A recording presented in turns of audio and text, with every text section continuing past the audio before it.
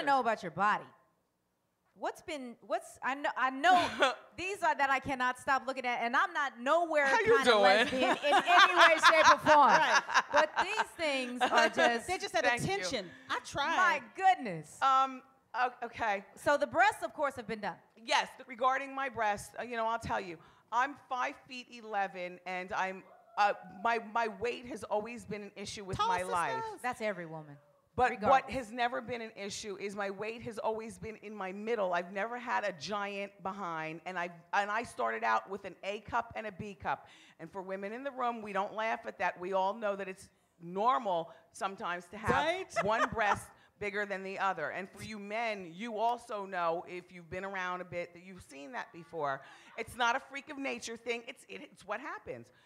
For me, I always knew that I wanted to get some sort of plastic surgery regarding my breast implants and also liposuction. It wasn't something that I was conned into by friends, because back when I did it, my people, our black people, I mean, I think we still have a problem with it, but back when I was doing it, I feel like a pioneer. I feel like the Harriet Tubman of plastic surgery, because other black women, Janet and them, they would never admit, like nothing.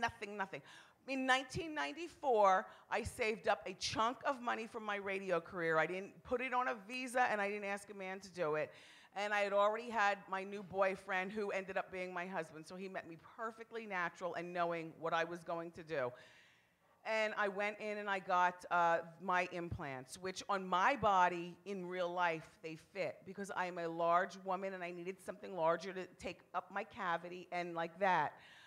In 1994, I was also on radio. I was not a daytime talk show host, so I had no idea that it would now be something that they would become legend, you know, or through the TV. Maybe I would have gotten a size smaller, although I doubt it. No. The breasts, they look fine. No. The breasts stay. They're a focal point. And you don't know how many people, from Joan Rivers to Jill Zarin to other, who say, well, don't they hurt your back? Why don't you just get a reduction? I'm like, have you looked at them?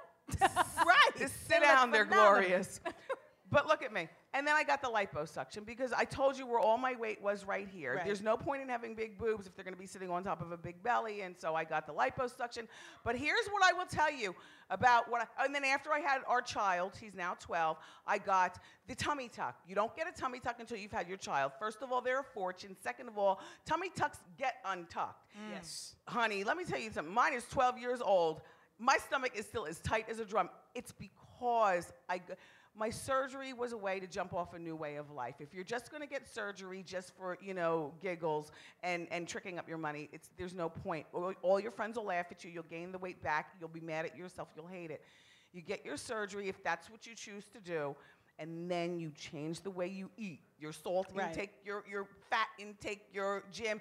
And I am not a fanatic, but what I am saying to you is I love the me that I've created, and part of keeping it together, believe it or not, is telling. Because as soon as you tell people, they're looking for you to slip. So that's why I chose to tell, because it's part of my keep it together, keep it together, keep it together. So yes, you know, I've never had anything done from my neck up. You know, I would if I had to. Good black does crack. There is no such thing between environment and hormones. Be very careful with that good black don't crack thing, and take care of your skin and use moisturizer and stuff. But you know, I do get a little Botox. I get the Botox because I've got a disease. How about that? And my disease makes my eyes pop. How about that? And now I'm on TV and I can't talk to you like this, because I will.